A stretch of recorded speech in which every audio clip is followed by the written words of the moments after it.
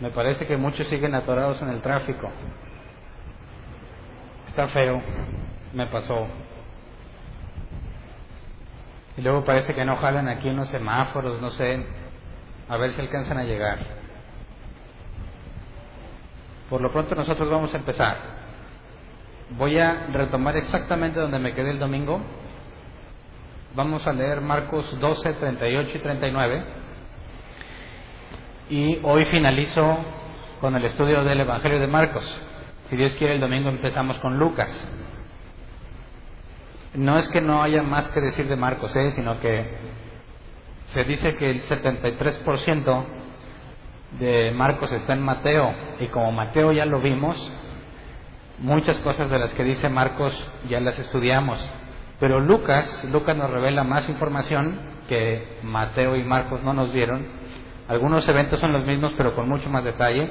Así que por lo pronto hoy nos enfocaremos en este pasaje que dice, como parte de su enseñanza, Jesús decía: tengan cuidado de los maestros de la ley, les gusta pasearse con ropas ostentosas y que los saluden en las plazas, ocupar los primeros asientos en las sinagogas y los lugares de honor en los banquetes.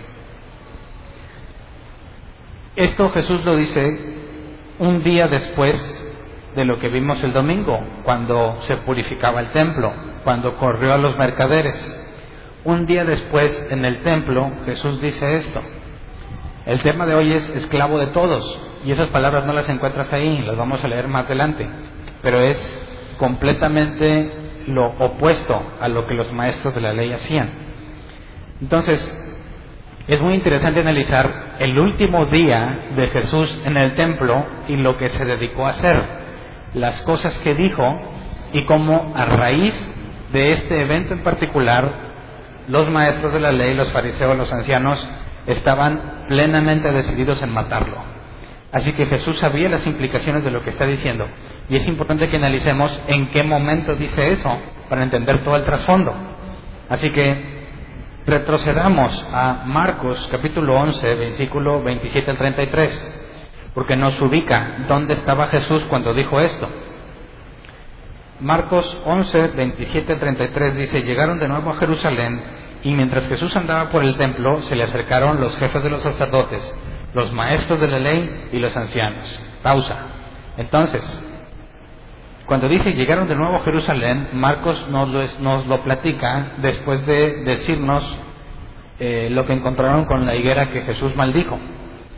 Entonces, todo parece indicar que un día después de que Jesús corrió a todos los mercaderes y de que se ponía en la entrada, evitando que cualquier persona pasara con mercancía para vender, un día después, cuando regresa al templo, se le acercan los jefes de los sacerdotes, los maestros de la ley y los ancianos, es decir, hombres con autoridad reconocida por todos los judíos.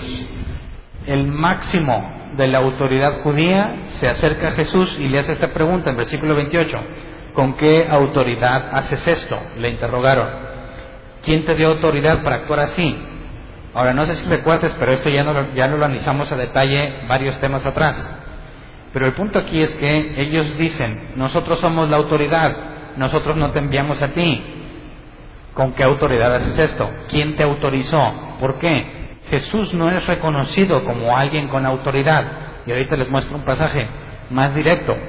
Así que se acerca la autoridad judía, los hombres a quienes supuestamente Dios les habla directamente, aquellos que están más cerca de Dios. Mientras más sabías de la ley, más santo eras considerado.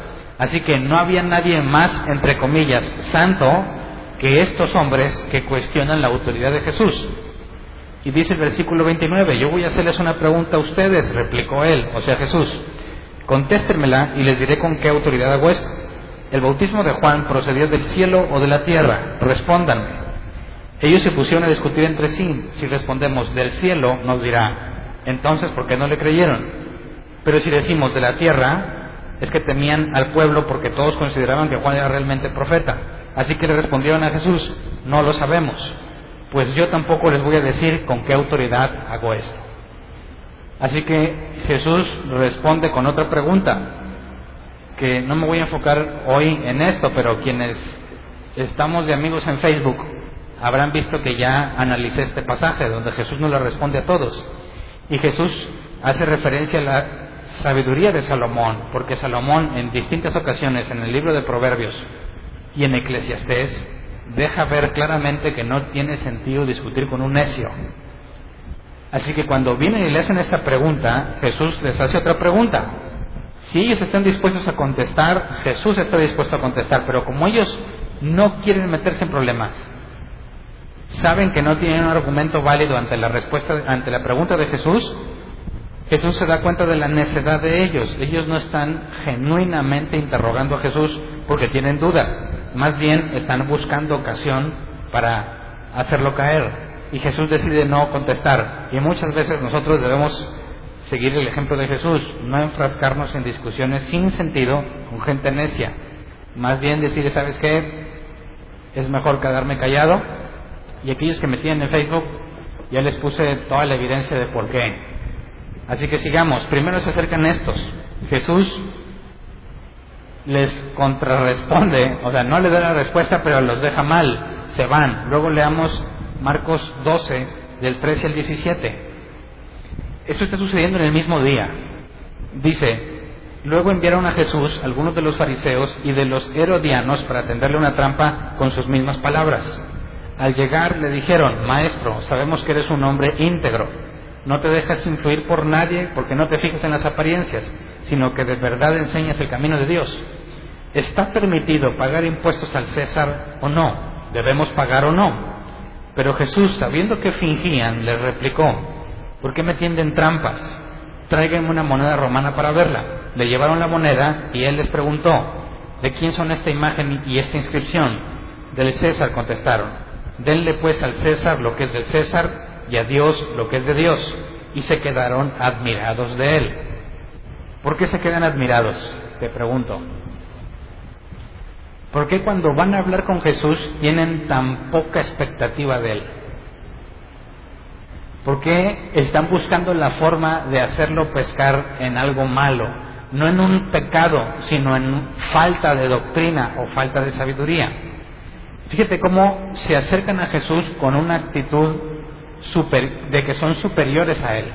Una actitud de que ellos saben y él no. Así que tratan de hacerle preguntas que ellos consideran es incapaz de responder. Esta actitud es muy interesante porque tiene mucho que ver con el contexto de todo lo que está sucediendo. Así que cuando le ponen esta trampa, si dice que hay que darle a Dios primero y al César no, lo van a acusar ante los romanos. Si dicen que hay que darle al César pero a Dios no, van a tener armas para acusarlo ante el Sanedrín. Así que según ellos es una pregunta que no tiene salida. Y cuando Jesús contesta de esta forma se admiran, porque lo están viendo como una persona inferior. ¿Por qué te digo esto? Ahorita leemos el pasaje. Luego, después de que estos fracasan, dice del 18 al 27, en ese mismo capítulo, Marcos 12, dice, entonces los saduceos, que dicen que no hay resurrección, fueron a verlo y le plantearon un problema. Así que vinieron los maestros de la ley, jefes de los sacerdotes y ancianos. Tratan de hacerlo caer en algún error, no pueden. Mandan a fariseos y herodianos, no pueden, se van. Luego vienen los saduceos. Fíjate cómo hay un desfile de todos los principales sabios o personas respetadas de aquel tiempo.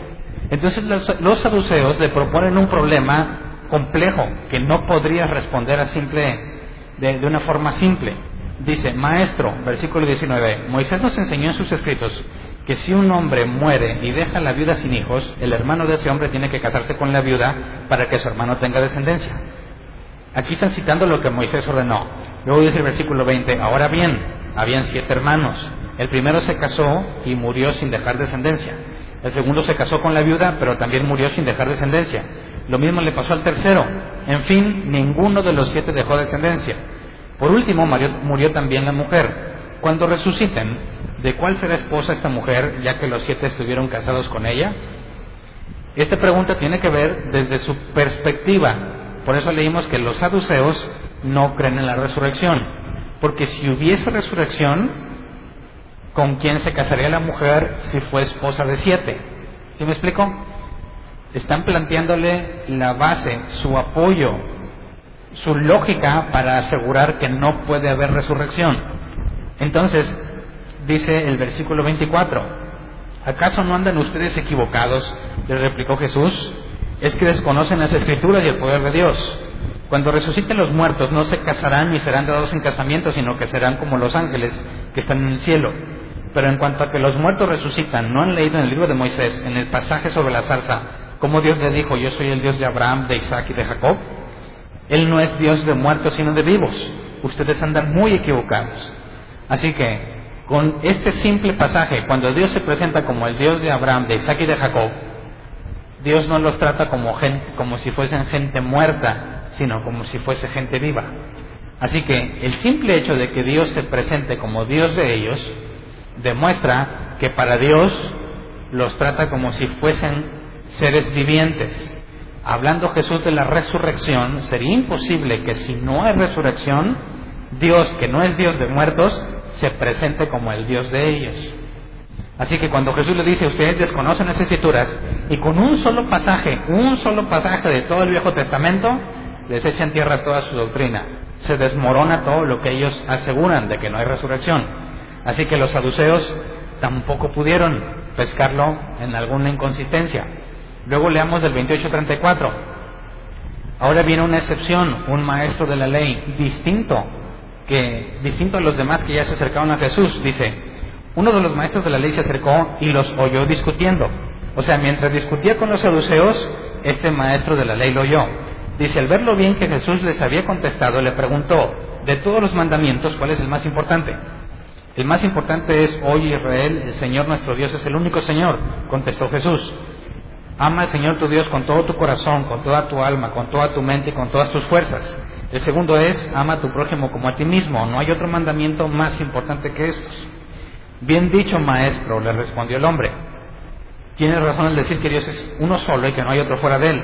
Amarlo con todo el corazón, con todo el entendimiento y con todas las fuerzas, y amar al prójimo como uno mismo, es más importante que todos los holocaustos y sacrificios. Al ver Jesús que había respondido con inteligencia, le dijo, no estás lejos del reino de Dios. Y desde entonces nadie se atrevió a hacerle más preguntas. Así que un maestro de la ley que ha invertido toda su vida en estudiar las Escrituras, llega a la conclusión, por medio de las Escrituras, que antes que cualquier sacrificio, lo más importante es amar a Dios y amar a tu prójimo. Si cumples con esas dos, cumples toda la ley. Y Jesús le reconoce, no que es salvo ni que está con Dios, sino que está cerca. No estás lejos del reino de los cielos. Es decir, vas entendiendo bien las cosas.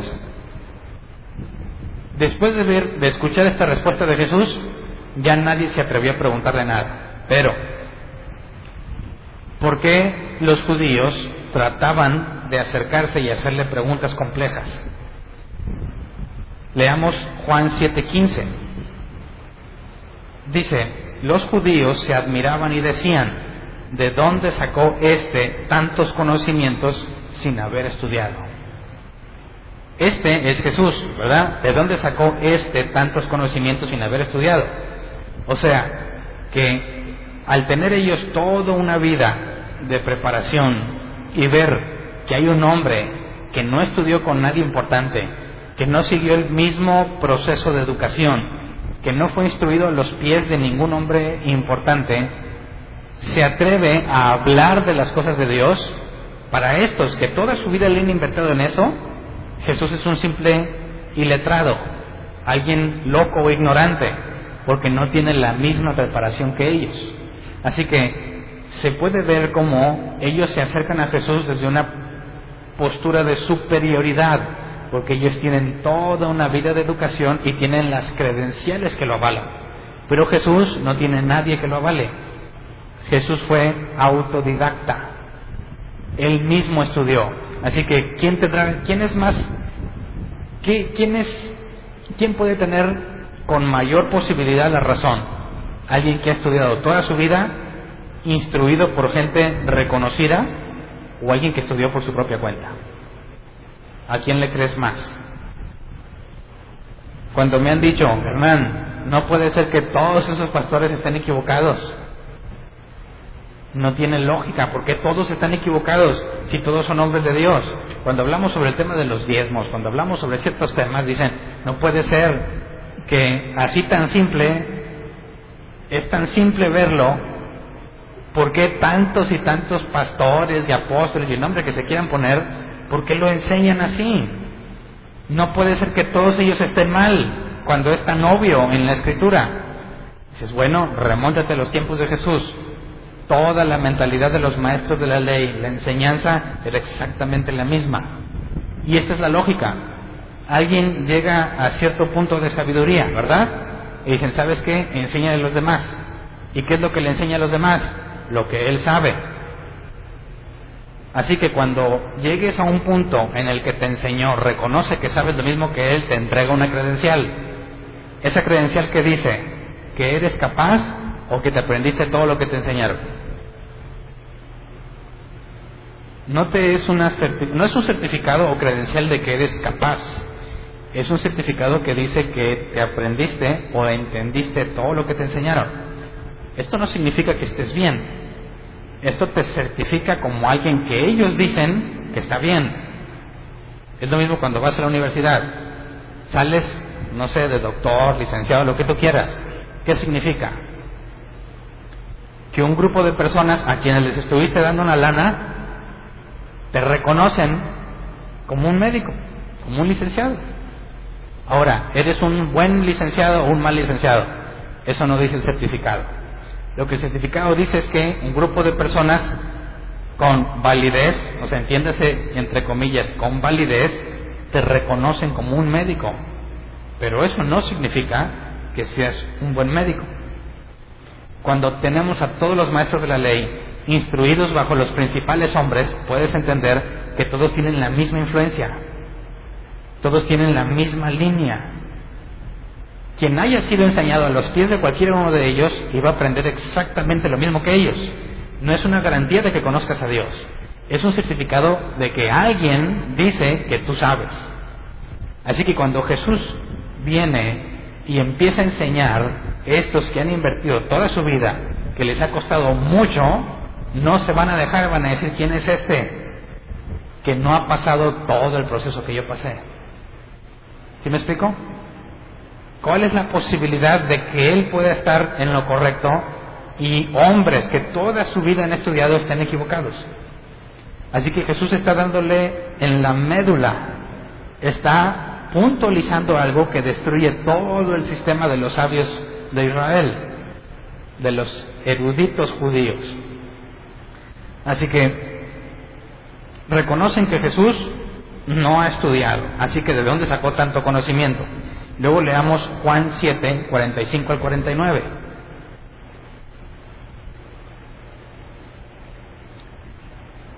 Dice, los guardias del templo volvieron a los jefes de los sacerdotes y a los fariseos, quienes los interrogaron. ¿Se puede saber por qué no le han traído? Porque habían mandado a traer a Jesús. Dice el versículo 46, nunca nadie ha hablado como ese hombre, declararon los guardias. Así que también ustedes se han dejado engañar, replicaron los fariseos. ¿Acaso ha creído en él alguno de los gobernantes o de los fariseos? No, pero esta gente que no sabe nada de la ley está bajo maldición. ¿De qué están hablando? ¿Cómo ven ellos a todos los que no tienen la misma preparación que ellos? Fíjate, trata de ponerte en su postura. Si tú tienes a un Dios que todo lo sabe y tú fuiste instruido, como Pablo decía, a los pies del sumo sacerdote Gamaliel, alguien respetado le enseñó a Pablo y todo lo que sabe Pablo fue validado por Gamaliel. ¿Qué pensarías de alguien que no tiene instrucción alguna como Jesús? Según ellos, los ven como malditos por Dios. Dios los maldijo. ¿Por qué? Porque no les concedió la misma oportunidad que a mí de aprender tanto como he aprendido. No sé si me explico. El hecho de que ellos hayan tenido todas esas oportunidades y las hayan tomado y hayan sido tan instruidos en la ley de Dios, lo consideran como un favor de parte de Dios, como una elección particular, que estoy completamente de acuerdo con eso. El problema es que ven a todos los demás que no fueron instruidos como ellos, como gente maldita. Así que, a la vista de estos hombres, entre comillas, ilustres, ¿quién es Jesús? un ignorante maldito. Y no nada más Jesús, todo el que no es como ellos. Y se extraviaron de la esencia. Ama al Señor tu Dios y a tu prójimo. Estos que tienen tanto conocimiento en la mente, ¿a qué conclusión llegaron? Y yo soy amado y estos aborrecidos. La sabiduría que profesan tener se convirtió en locura. Se extraviaron, llegaron a sentirse tan superiores que quebrantan el segundo mandamiento. No experimentan amor hacia su prójimo, sino ellos se ven como superiores. Así que después de tantas cosas con las que trataron de sorprender a Jesús para demostrar que es ignorante o para demostrar que ellos están mejor capacitados y no pudieron, luego Jesús decide hacerles una pregunta. Leamos Marcos 12, 35-37. Mientras enseñaban en el templo, Jesús les propuso: ¿cómo es que los maestros de la ley dicen que el Cristo es hijo de David?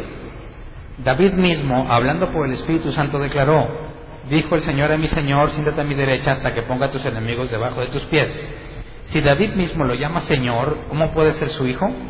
La muchedumbre lo escuchaba con agrado. No pudieron contestarle. ¿Entiendes por qué la gente lo escuchaba con agrado?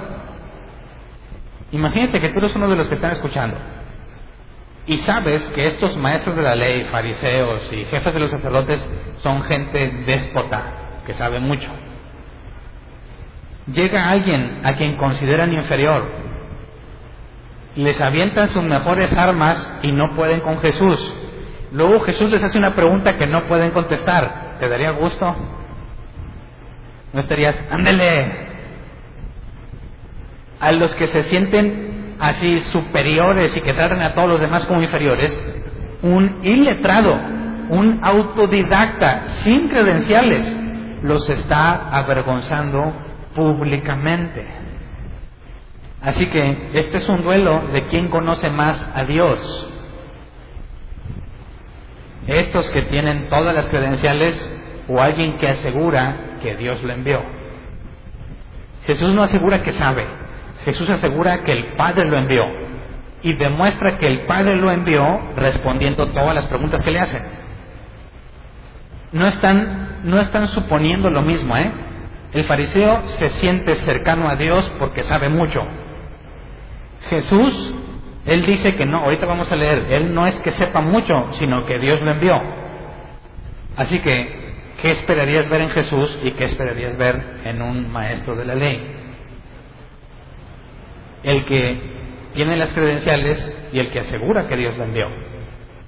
Y qué chido para los que estaban escuchando ahí, digo, a mí me hubiera encantado escuchar cómo le hacen a Jesús las preguntas más difíciles de ese tiempo y Jesús las responde todas y luego Jesús los avergüenza haciéndoles preguntas que no pueden contestar. Yo estaría feliz de la vida ahí escuchando, viendo cómo ponen en su lugar a las personas que se sienten superiores. Así que leamos nuevamente Marcos 12, 38, pero hasta el 40, para que entiendas el contexto, todo lo que está sucediendo cuando Jesús dice esto. Fíjate, ya lanzaron sus mejores armas, fueron los hombres más ilustres, no pudieron. Jesús los avergüenza y luego en su cara les dice esto. Como parte de su enseñanza Jesús decía: tengan cuidado de los maestros de la ley, les gusta pasearse con ropas ostentosas y que los saluden en las plazas, ocupar los primeros asientos en las sinagogas y los lugares de honor en los banquetes, se apoderan de los bienes de las viudas y a la vez hacen largas plegarias para impresionar a los demás. Estos recibirán peor castigo. ¿Qué está haciendo Jesús ahí delante de los maestros de la ley y de toda esa gente? Está acabando de pisotearlos. Contestó todo lo que le preguntaron, los dejó sin respuesta y luego les dice a todos que son unos presumidos hipócritas y que tendrán mayor castigo. Y como pregunté el domingo, ¿dónde está el amoroso Jesús? Cuando dice, no, Hernán, es que no saques temas de doctrina porque eso nada más divide. ¿Qué está haciendo Jesús aquí?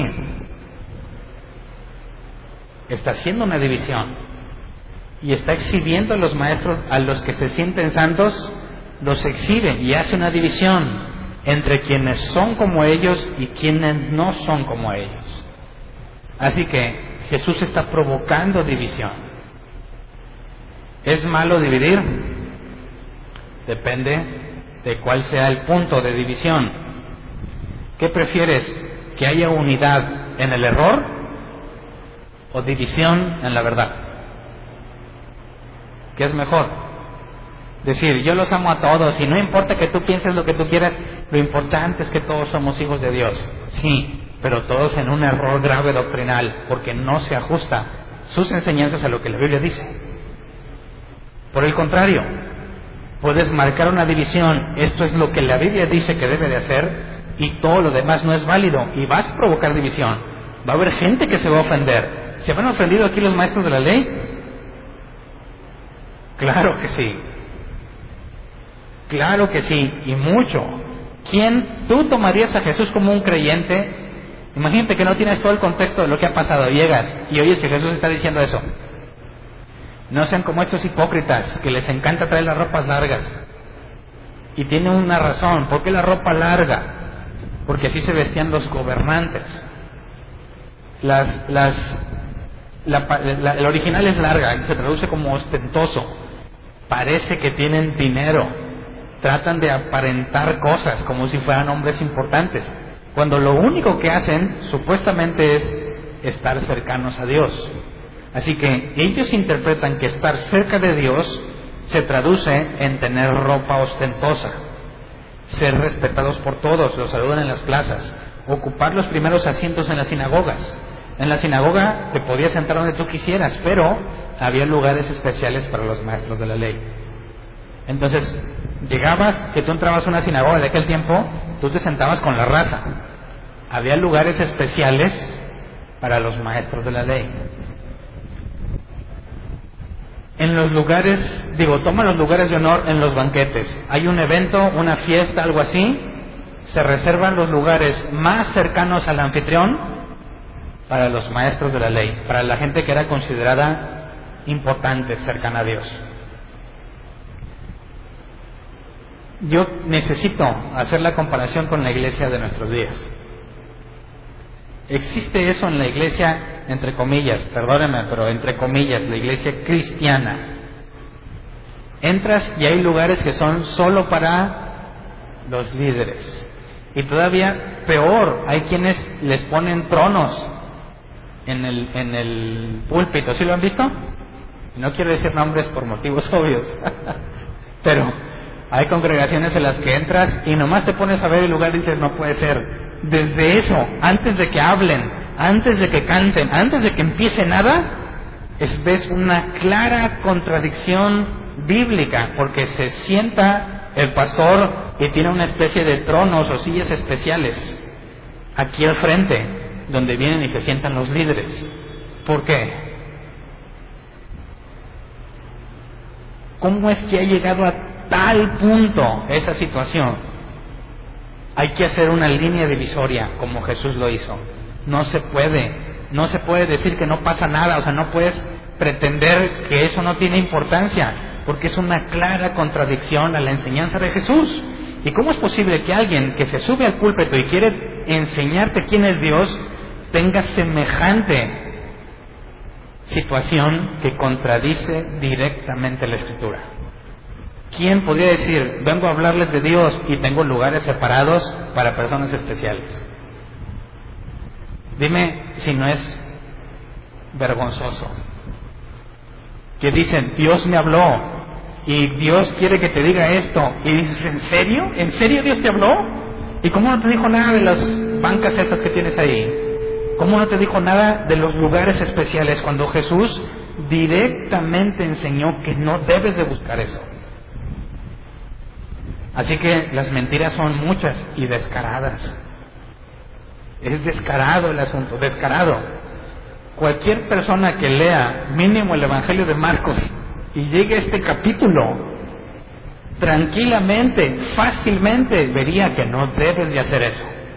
Así que ¿cómo es posible que en los tiempos de Jesús los maestros de la ley ignoren cosas tan básicas y fundamentales?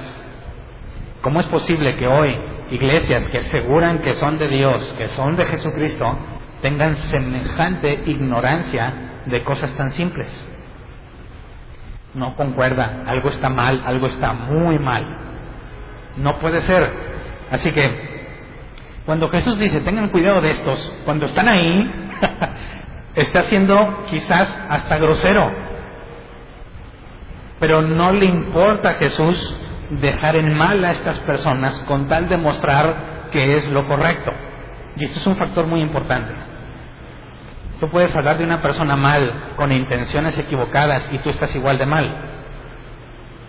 Pero cuando la intención es marcar lo que la Biblia es, qué es lo correcto y qué es lo incorrecto, va a haber gente que se va a ofender, se ofende, que se ofenda. Yo no los estoy atacando, yo estoy marcando lo que la Biblia dice, lo que es correcto. Y si a ti te parece mal, no soy yo quien te ofende, es la Biblia la que te resulta ofensiva. No sé si me explico. No es la intención de dejar mal a alguien, la intención es mostrar que es correcto y que no es correcto, porque se me va a demandar, ¿no? ¿Qué decía Juan el Bautista echándole en cara a Herodes que no podía tener como esposa a Herodías? Y más adelante cuando entremos a Lucas lo vamos a ver. ¿Y qué tiene que ver Herodes? Juan sabe que su vida corre peligro cuando le reclama al mero bueno y le dice, tú no debes de casarte con esa mujer. ¿Qué esperaba Juan que pasara? Y como quiera lo hizo. Así que sería muy lamentable que alguien que conoce de la palabra de Dios, que le investigue seriamente, ¿verdad?, no diga nada al respecto. Así que los maestros de la ley muestran un comportamiento completamente contradictorio a lo que se supone deberían reflejar. Y esta es la esencia de lo que Jesús hace. ¿Quién está dando verdadera evidencia de que está cercano a Dios? ¿Los maestros de la ley o Jesús? Los maestros de la ley, con sus credenciales, su comportamiento no concuerda. Jesús, indocto, sin credenciales, que asegura ser enviado por Dios, su comportamiento es congruente. Así que, ¿qué es más importante? ¿La credencial, el título o tus acciones? En el último día en el que Jesús abiertamente habla en el templo porque no volvió al templo, Jesús da un jaque mate a todo el sistema de aquel tiempo.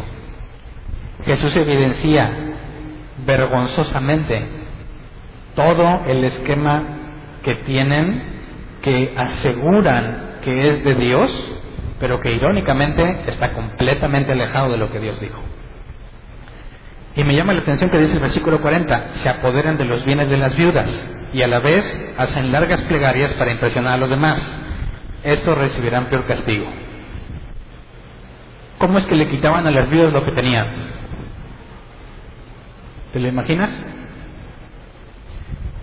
¿Cómo alguien que supuestamente se fija en la ley hace semejante cosa, quitarle a las viudas sus bienes? Y para empezar, ¿cómo lo hacían? De manera que con una larga oración se les quitaba la culpa. ¿Cómo es que estos hombres lograban convencer a todos que despojando a las viudas, porque la versión 60 dice devoran, ¿verdad? ¿Cómo es que se salen con la suya? ¿A qué se refiere Jesús con esto? Así que inmediatamente después de la advertencia que Jesús hace, nos narra esta situación, Marcos 12, 41 al 44. Jesús se sentó frente al lugar donde se depositaban las ofrendas. Checa que sigue en el templo, ¿verdad? Sigue siendo el mismo día. No se ha salido del templo. Dice, Jesús se sentó frente al lugar donde se depositaban las ofrendas y estuvo observando cómo la gente echaba sus monedas en las alcancías del templo. Muchos ricos echaban grandes cantidades, pero una viuda pobre llegó y echó 2 moneditas de muy poco valor. Jesús llamó a sus discípulos y les dijo, les aseguro que esta viuda pobre ha echado en el tesoro más que todos los demás. Estos dieron de lo que les sobraba, pero ella de su pobreza echó todo lo que tenía, todo su sustento. Y yo sé que este pasaje es muy utilizado para convencerte de que, a pesar de que tengas poco dinero y a pesar de que te vayas a quedar sin nada, lo ofrendes, ¿verdad?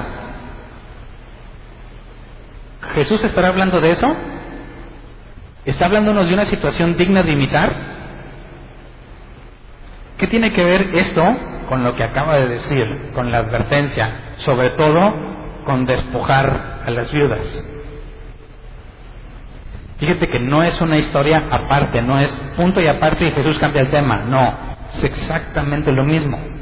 Y tendríamos que pensar, ¿qué hace esa gente echando dinero ahí? Porque cuando tú lees ofrenda, pensamos que es como la de acá, ¿verdad? Ofrenda, cada quien da lo que quiera. Entonces la señora pasó y ofrendó lo que ella quiso, ¿verdad? Y Jesús dice, wow, se quedó sin nada, pero no quiso dejar de ofrendar. Y muchos dicen, eso debes de hacer tú. Entonces, dices, me queda para pagar la luz, pero me dicen que siembre, que ofrende, y que Malaquías 3 dice, probadme ahora en esto, si no os abriré las ventanas de los cielos.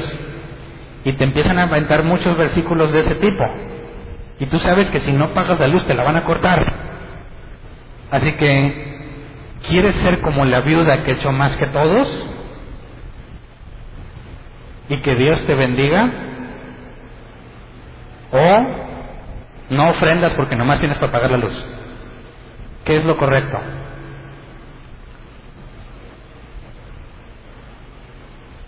Y yo sé que muchos creyentes caen en un dilema en esa situación y se tienen que cuestionar. Bueno, yo he escuchado que enseñan, bueno, si realmente amas a Dios, demuéstraselo. Y una vez yo lo hice, ahí va, Dios va a abrir las ventanas de los cielos, nada, me cortaron la luz. Y me arrepentí mucho de ese dinero. Y luego me decían, si cuando das ofrenda te sientes mal, es que eres un mezquino. Peor me sentía, hijos. Pero, analizando el contexto, tendríamos que irnos a ver por qué la gente estaba echando ofrendas. Porque no es el mismo concepto de nosotros. Leamos Éxodo 30, 13 al 16. Dice, cada uno de los censados deberá pagar como ofrenda al Señor 6 gramos de plata, que es la mitad de la tasación oficial del santuario. Todos los censados mayores de 20 años deberán entregar esta ofrenda al Señor. Al entregar la ofrenda alzada para el Señor, ni el pobre dará menos. Tú mismo recibirás esta plata de manos de los israelitas y la entregarás para el servicio de la tienda de reunión. De esta manera el Señor tendrá presente que los israelitas pagaron su rescate. O sea, aunque la palabra es ofrenda, era obligatoria, ¿verdad? Y tenías que pagar esta cantidad. Todos, seas pobre o seas rico, todos pagaban la misma cantidad. Cuando Jesús se sentó a ver a los que echaban dinero, ¿qué vio? Que muchos llegaban y echaban bastante. ¿Por qué bastante? Si dice que el rico y el pobre debían ofrendar lo mismo. ¿Por qué la viuda va y deja todo lo que tenía? ¿Porque le nació? ¿O porque era el impuesto del templo? ¿Se acuerdan cuando le dicen a Pedro, oye, hay que pagar el impuesto? ¿Tu maestro no paga o qué? Y Pedro va a la casa donde estaba Jesús, y antes de que Pedro hable, dice Jesús, ¿qué opinas, Pedro? ¿Los reyes imponen tributo a su pueblo o al pueblo dominado? Y dice Pedro, pues al dominado, al extranjero. Y dice, entonces, ¿por qué estos hombres piden el impuesto? Dice, pero para no escandalizarlos, o sea, ellos, ve, pesca un pez, el primer pez que salga, abre la boca, ahí tienes una moneda equivalente al pago del de Pedro y el de Jesús. Pero Jesús cuestiona este asunto del tributo, aunque Dios lo ordenó por medio de Moisés. Es extraño, ¿no? Si Dios lo ordenó por medio de Moisés, ¿por qué Jesús cuestiona lo que Moisés ordenó? Y luego, cuando se pone a ver cómo es que la gente da, y los maestros de la ley están ahí, y los maestros de la ley son los que controlan todo lo que se hace en el templo, junto con los sacerdotes, ¿por qué ellos permiten que el rico eche mucho y el que no tiene nada eche todo lo que tiene? Para empezar, ¿cómo sabía Jesús que unos echaban más que otros? Pues es que allá no había billetes, ¿verdad? ¿Cómo puedes saber que alguien ofrendó mucho? Pues tendría que llevar muchas monedas. Y cuando echa las monedas al arca, se dicen que era, no puedo saber con certeza. Lo que he escuchado es que era una especie de cobre o metálico, y tú echas las monedas, se oía mucho. Así que tienes a toda la gente ahí, y tú vas a pasar, tienes dinero, mucho, y echas mucho, ¿cómo quedas ante los demás? Este hombre sí es de Dios, está agradecido con el Señor. ¿Y qué pasa con el que sigue después de uno de ellos? Como el caso de la señora que ve y echa 2 moneditas. ¿Se oyó? ¿Cómo es posible que al cumplir un mandato de Dios se tolere levantar a los ricos y avergonzar a los pobres? Cuando la orden es rico o pobre, da lo mismo. Tiene que entregar la misma cantidad. ¿Te das cuenta de lo que los maestros de la ley están haciendo? ¿Dónde está toda su sabiduría? Obviamente, ¿les trae un beneficio a ellos? Sí. Obviamente, ¿trae un beneficio para el templo? Sí. ¿Pero qué es más importante? Así que voy a tener que comparar eso con el tiempo actual también. ¿Pasa algo similar? También pasa algo similar. Con la excusa de buscar la excelencia, ¿verdad? Dicen, a Dios le gusta la excelencia, Dios se merece que seas excelente. Así que, si vamos a tener un lugar, ¿cómo así, Hernán? ¿Cómo así? ¿Cómo que esos trapos ahí? ¿Dónde está la excelencia? Cualquiera con esa mentalidad que entre aquí, ¿qué pensaría de nosotros? Bola de mediocres. ¿Por qué? Porque de perder una pintada, ¿no? Digo, ya pintamos, ya se volvió a ensuciar, pero bueno, a como estaba, quien lo vio como estaba. Pero entonces, ¿qué debiésemos hacer para tener un lugar con excelencia? ¿O no es el lugar el que tiene que tener la excelencia? Ese es el punto. ¿Cómo despojaban a las viudas de sus bienes? ¿Cómo es posible que ves que una viuda, que hay viudas que están solas, no tienen nada, les obligues a pagar un impuesto? Y dicen, Moisés lo dijo, ¿verdad? Leamos lo que hacía la iglesia primitiva. Por primitiva me refiero a no cavernícola, ¿verdad? Ya una vez dijeron, no, y la iglesia primitiva eran así porque eran medio torpes o no sabían. No, primitiva es porque es la primera iglesia, no porque esté menos evolucionada o sea ignorante. Dice 1 Timoteo 5:16, si alguna creyente tiene viudas en su familia, debe ayudarlas para que no sean una carga a la iglesia. Así la iglesia podrá atender a las viudas desamparadas. ¿Qué hacía la iglesia primitiva con las viudas que los judíos no hacían con las viudas? Lo que en la iglesia primitiva se juntaba, porque ofrendaban libremente, se usaba para llevarlo a las viudas y a los huérfanos. Es un cambio radical. Los maestros de la ley dicen, viuda, no tienes nada, me vale, tienes que cumplir con el impuesto. Y ella va y deja todo lo que tiene por cumplir con el impuesto. En la iglesia primitiva, también en 1 Timoteo 5, no lo vamos a ver de profundidad, había una serie de reglamentos, requisitos. La viuda, para recibir ayuda de la iglesia, primero tenía que ser viuda y no volverse a casar. O sea, quizás por su edad avanzada, tenía que ser mayor de 60 años. Tenía que demostrar que no había familiares que pudieran mantenerla y que fue fiel a su marido, que tenía actitudes, comportamientos, obras propias a las de un creyente genuino, y entonces se anotaba en la lista para que se le dé una ayuda. Pero los maestros de la ley, ¿qué hacían con las viudas? No les importaba que no tuvieran, tienes que pagar el impuesto aunque te quedes en la calle. ¿Entiendes cómo despojaban a las viudas de sus bienes?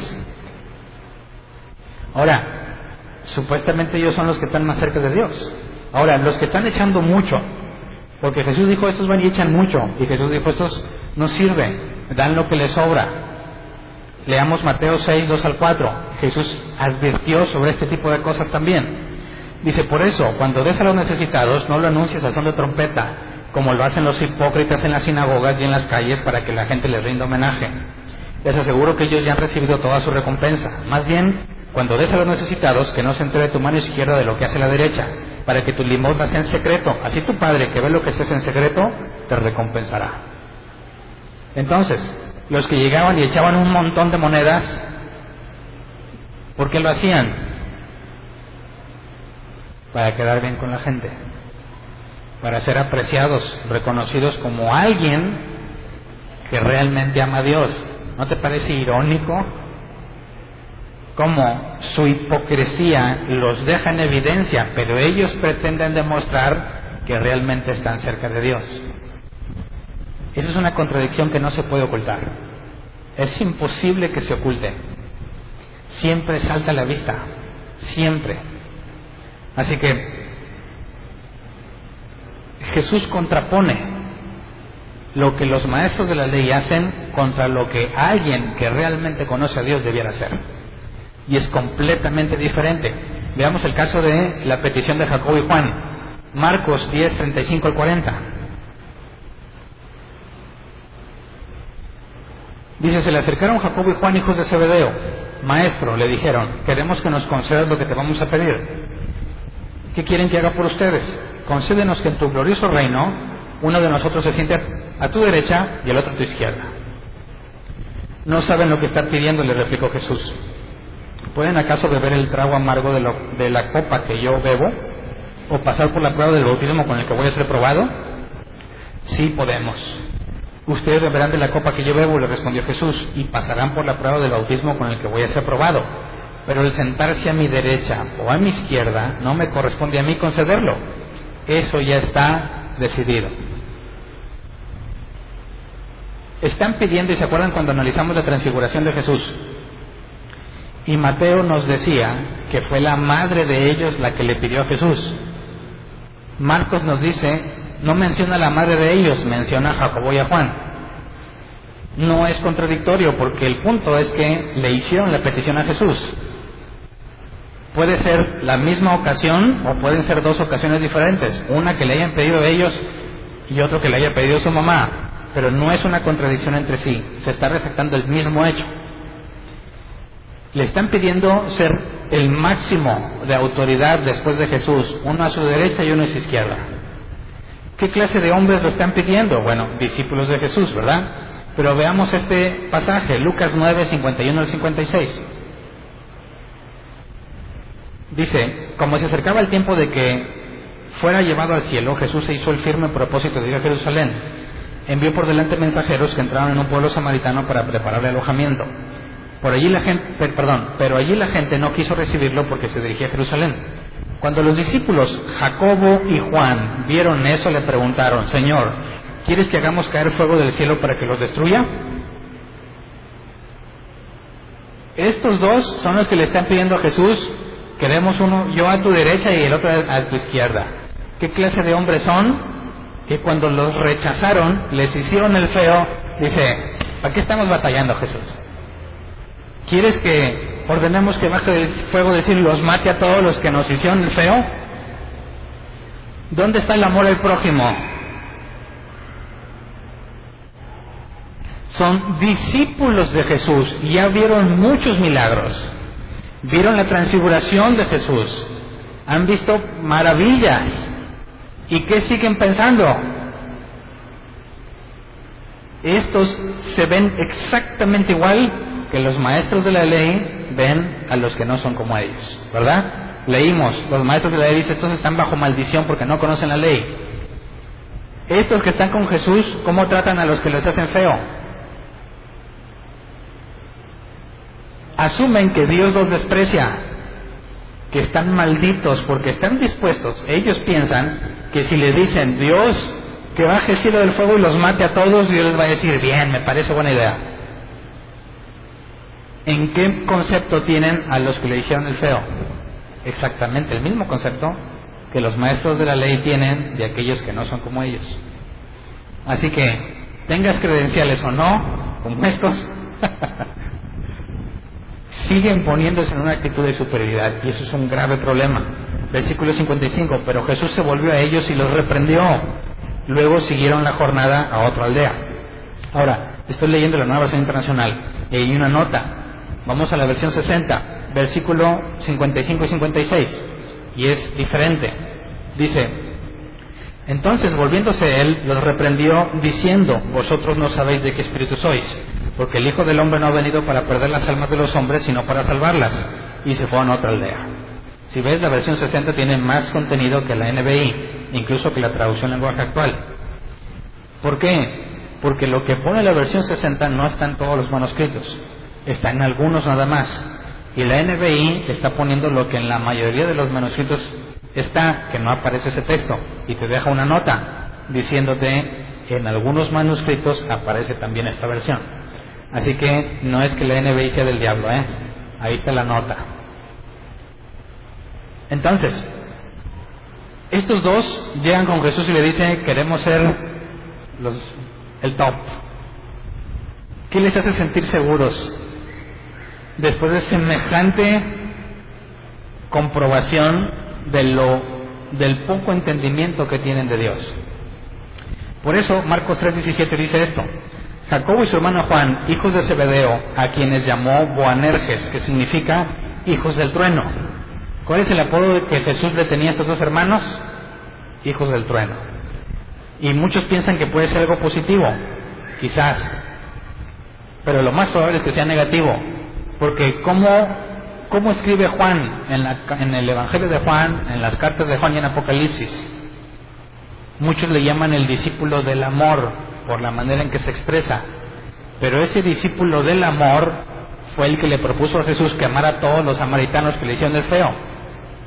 Así que hubo un cambio drástico del Juan que leemos antes de la resurrección y el Juan que leemos después de la resurrección. Así que cuando Jesús le dice hijos del trueno, parece concordar con el temperamento.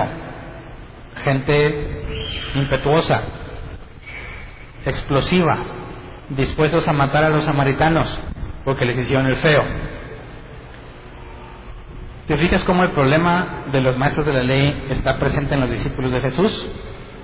Los discípulos de Jesús, que no tienen credenciales, no están preparados como los maestros de la ley, fueron seleccionados por Jesús, ¿verdad? Son 12.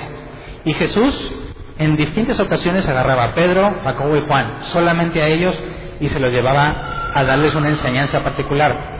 Eso era razón suficiente para que estos se sintieran superiores. Y pensaban que Jesús les iba a decir: claro que sí, Juan a mi derecha y el otro a mi izquierda.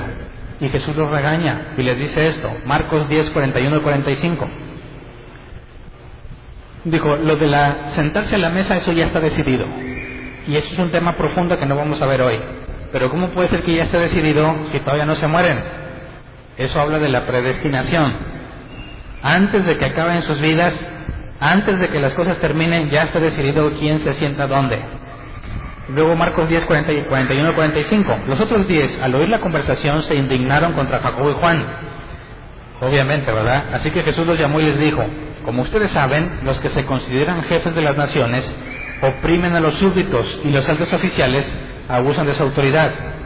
Pero entre ustedes no debe ser así. Al contrario, el que quiera hacerse grande entre ustedes deberá ser su servidor, y el que quiera ser el primero deberá ser esclavo de todos. Porque ni aun el Hijo del Hombre vino para que le sirvan, sino para servir y para dar su vida en rescate por muchos. Así que esta es la antítesis. ¿Quieres ser alguien superior?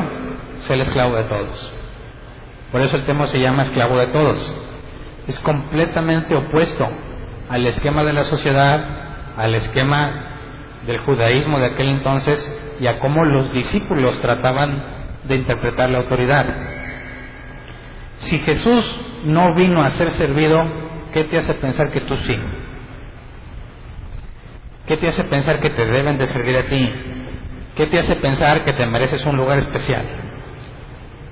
¿Qué te hace pensar que si vas a algún lugar digan, aquí se sienta, pon el título que quieras, aquí se siente el pastor, aquí se siente el líder, aquí se siente el apóstol, y tantos títulos que se ponen?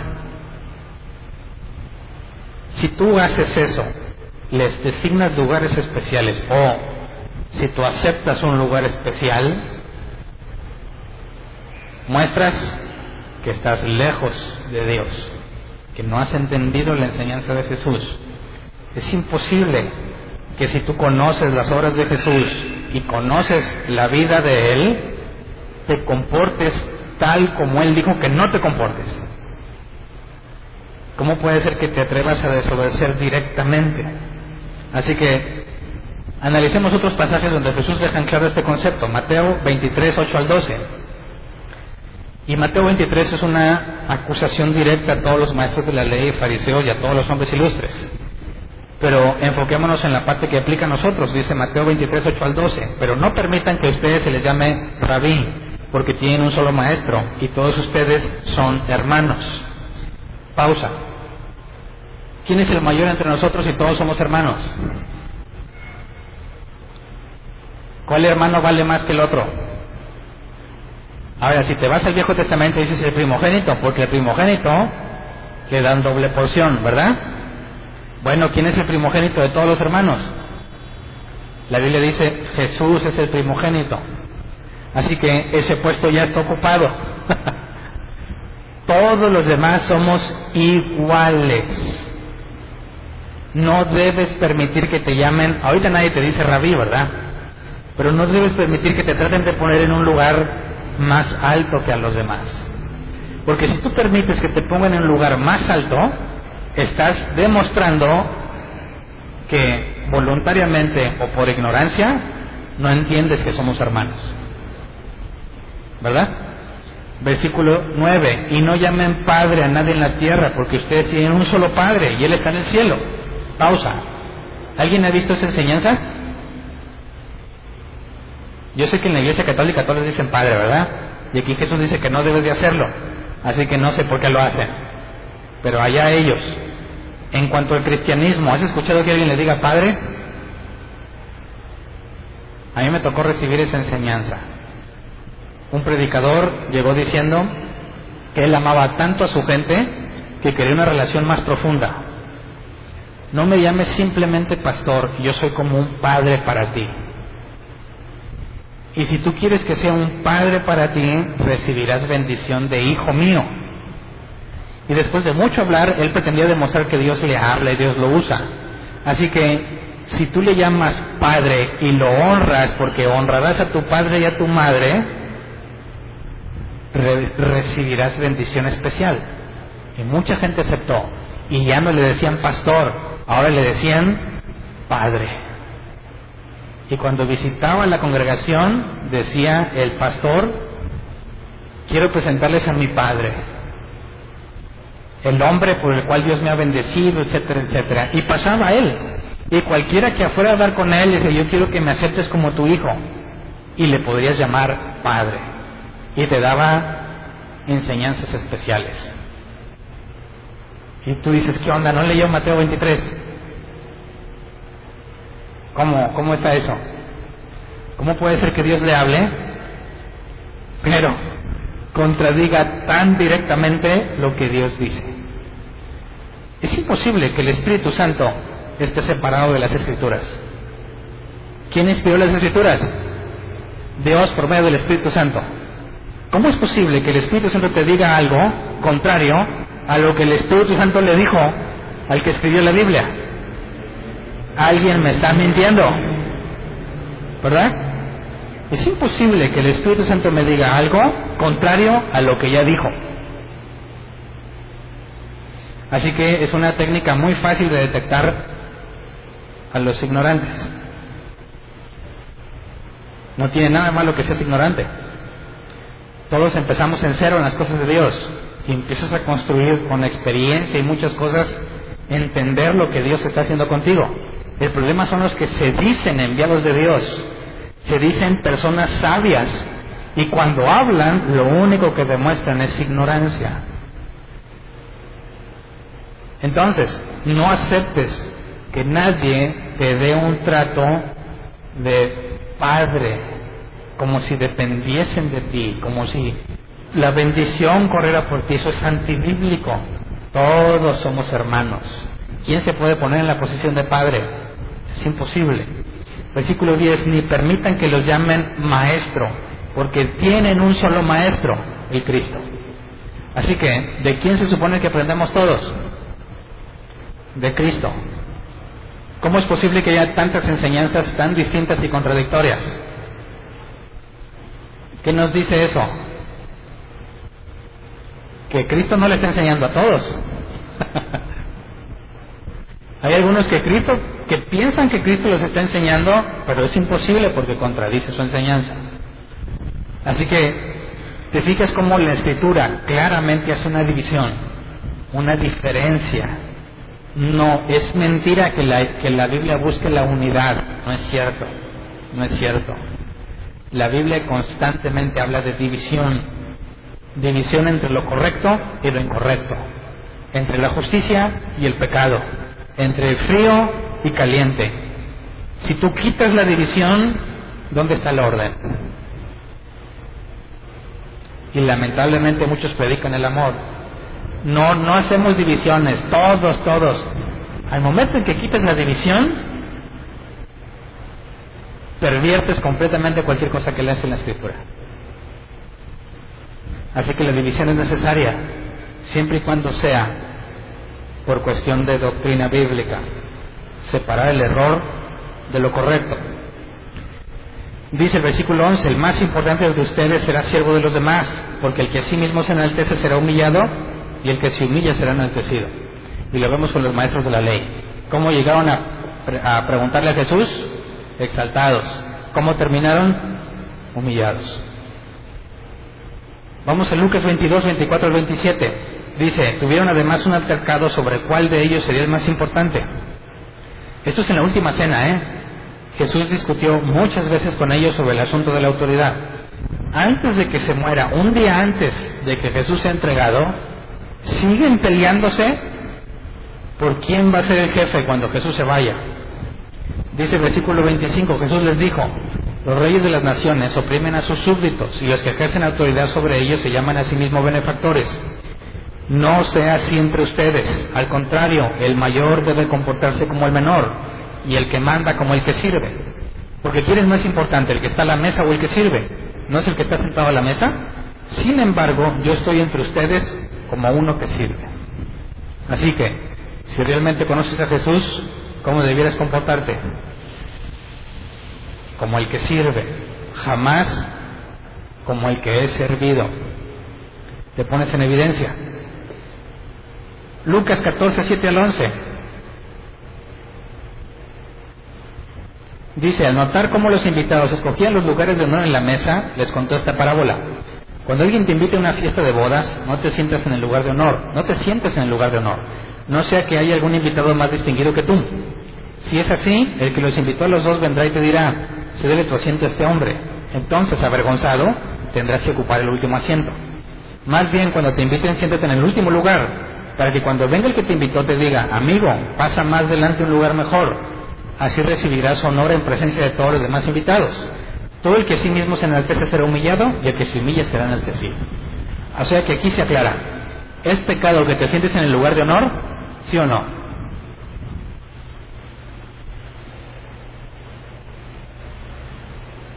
Depende. ¿Tú te sentaste en el último y te llevaron al de honor? ¿O tú pensabas que te merecías el de honor y te fuiste directo a sentarte en el lugar de honor? El problema no es que te hayas sentado ahí, el problema es por qué te sentaste ahí. Entonces, si te sientas en el último lugar y te dicen, ¿qué estás haciendo ahí? Vente al lugar de honor, ¿te estás pecando? No, porque no soy yo, no es mi intención, no es mi percepción la que me lleva a decir, yo aquí porque soy el mejor. ¿Sí me explico? Lo primero que asumes es que tú no eres el principal. Tú eres el siervo de todos, el que está buscando cómo ser útil, no el que está buscando cómo parecer útil. Así es muy fácil detectar a los que se llaman cristianos y no lo son. De hecho, simplemente entras a un lugar y ve cómo se sientan, cómo son los lugares. Con eso simplemente te puedes dar cuenta si la gente que se reúne ahí está siendo instruida en las cosas de Dios o en cualquier otra enseñanza. Por último, ¿por qué tienes que ser el siervo de todos? ¿De qué se trata eso? ¿Qué tal si lo finjo? ¿Qué tal si yo estoy anhelando, me siento en el último lugar, pero realmente estoy esperando que me digan, siéntate acá? ¿Sí me explico? Finjo, simulo ser el siervo de todos, pero me estoy quemando para que me den el mejor lugar. ¿Es válido? Y si de verdad no me senté en el mejor lugar, pero lo anhelabas. Dices, yo le quiero servir a Dios, pero tu sueño es tener un estadio lleno de personas.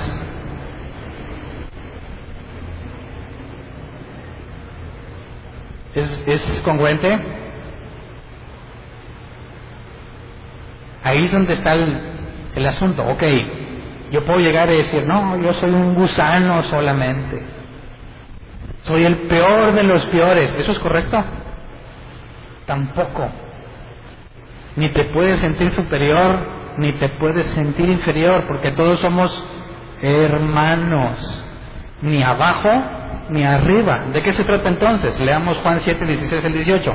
Dice, cuando dicen, ¿se acuerdan que leímos el pasaje? Que los judíos dicen, ¿cómo es que este hombre sin haber estudiado tiene semejante conocimiento? Esto es lo que Jesús dice, mi enseñanza no es mía, replicó Jesús, sino del que me envió. El que esté dispuesto a hacer la voluntad de Dios reconocerá si mi enseñanza proviene de Dios o si yo hablo por mi propia cuenta. Y luego nos da la clave, el que habla por cuenta propia busca su vanagloria. En cambio, el que busca glorificar al que lo envió es una persona íntegra y sin doblez. O sea, que todo parte de quién quieres que se lleve la gloria, el crédito. ¿Tú o Dios? Y eso es lo que determina tu comportamiento. Podrás fingir que tú quieres que Dios se lleve la gloria, pero por dentro te estás quemando para que te reconozcan. Y vas a fingir mucho tiempo, pues va a llegar el momento en el que ya no vas a poder. Y vas a hacer cosas con tal de atraer la atención. Pero, quién sabe, como dice Jesús, mi enseñanza no es mía. ¿De qué te podrías presumir alguien que nomás te está diciendo lo que otro dijo? ¿Dónde está el mérito?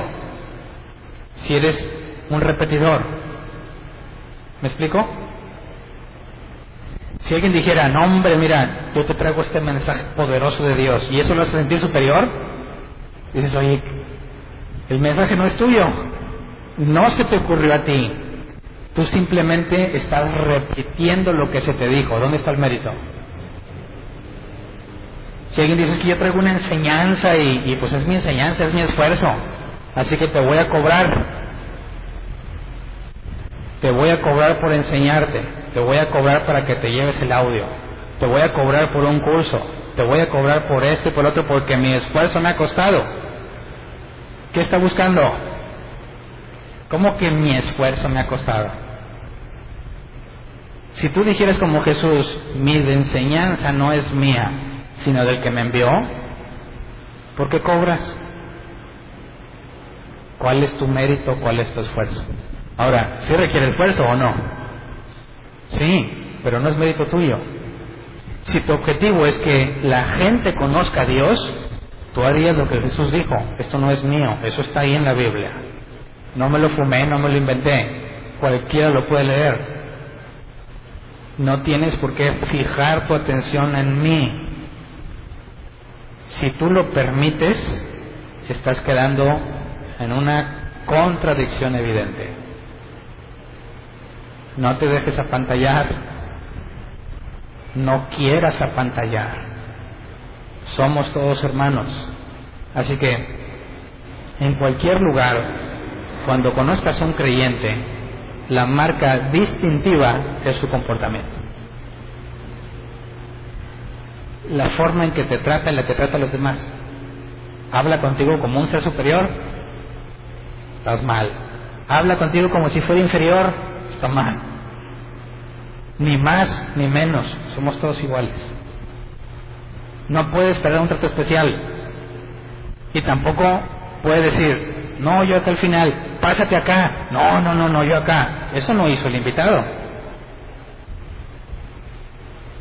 Lo que tú tienes que dejar en claro es que tu intención no es vanagloriarte, sino que la gente conozca a Dios.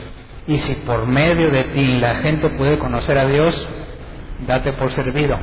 No necesitas nada más.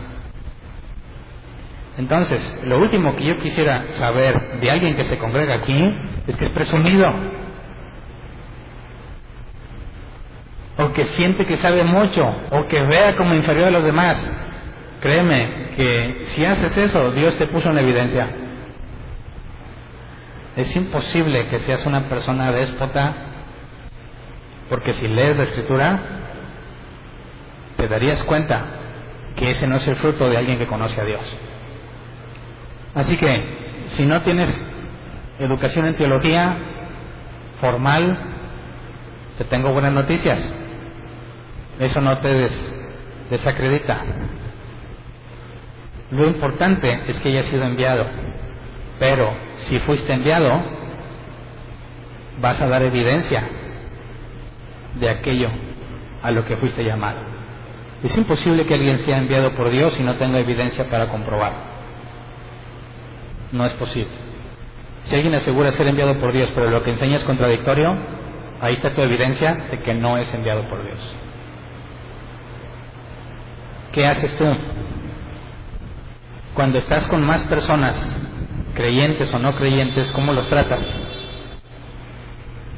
¿Cómo te sientes cuando escuchas que a alguien habla cosas de la Biblia que tú sabes que están mal? Debes decir como, novato. O hay un genuino deseo de aprovechar una oportunidad y mostrarle la verdad, no para discutir, de nada sirve, sino por si acaso Dios le concede entender.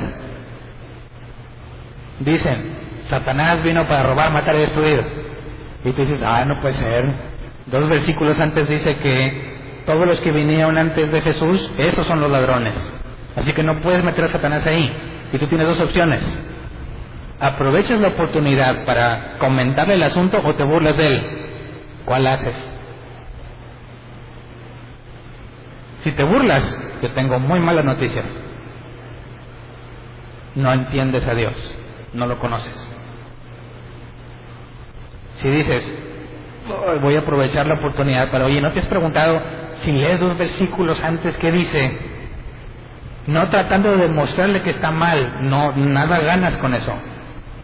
Tratar de hacerlo pensar. No le digas, estás mal, dile, lee esta parte, ¿qué opinas? Y que él solo te diga.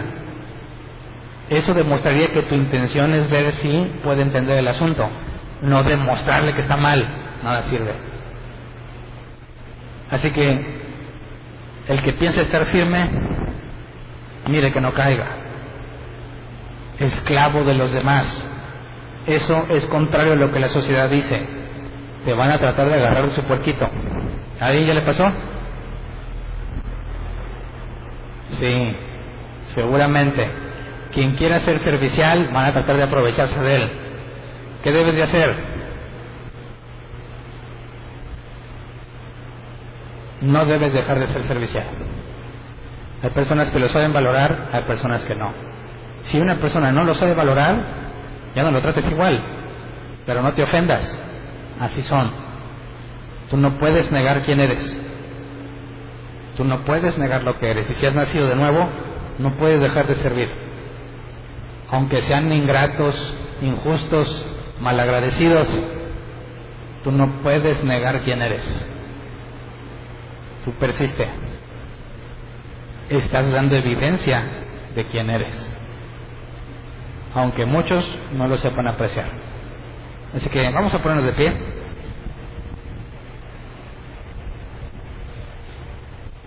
En su último día de predicación pública en el templo, Jesús se aseguró de que lo maten. Jesús sabe, sin dudas, que lo que dijo repercute y trabaja a favor de lo que Jesús ya había dicho, que lo mataría, que lo torturaría. Jesús no está evitando eso. Cada cosa que les dice sabe que contribuye más al odio que le tienen, y que si tienen la autoridad para matarlo, lo van a hacer. Nada sucede fuera del plan de Dios. Cuando tú tengas la oportunidad de hablar, vas a provocar división. Te van a decir que estás mal y que te falta amor. No es así si lo dices correctamente como Jesús lo hacía. Pero es necesario que haya un contraste entre lo bueno y lo malo, entre lo bíblico y lo que no es bíblico. Y si la verdad les ofende, que se ofendan. Muchos han ofendido a Dios. Deja que se ofendan un rato. Si Jesús predicara, si Jesús hubiese predicado como hoy predican muchos, nunca lo hubieran crucificado, ¿verdad? Así que necesitamos denuedo, como dice Hechos en los primeros capítulos, que los discípulos se reunían y decían: Dios, danos denuedo para hablar del Evangelio, para hablar la verdad, aunque sabes que en muchas ocasiones vas a quedar mal. Pero escoge a quién le quieres quedar mal, a Dios o a las personas. La verdad nunca, la mayoría de las veces, no va a ser agradable, pero la verdad de Dios es lo único que puede ser usado para que las personas cambien. Si tú tratas de adecuarlo, modificarlo, redondearlo para que lo acepten, no estás predicando la Biblia, estás predicando cualquier otra cosa. Seamos fieles y sobre todo no pretendas ser superior a nadie. Compórtate como esclavo de los demás. Pidámosle eso a Dios, como ven. Vamos a orar. Señor, queremos primero pedirte perdón por todas las veces que nos comportamos como hijos del trueno, así como Jacobo y Juan, que ante las personas que no les parece lo que decimos o no les agrada, quizás hemos deseado lo mismo que ellos, que baje fuego del cielo y los consuma. Pero permítenos ver el error en el que nos encontramos. Permítenos recordar la manera en que tú te comportaste. Si decías la verdad, le decías tal como era, personas salían ofendidas, pero también cuando fuiste entregado a ellos, te entregaste completamente a la voluntad de Dios.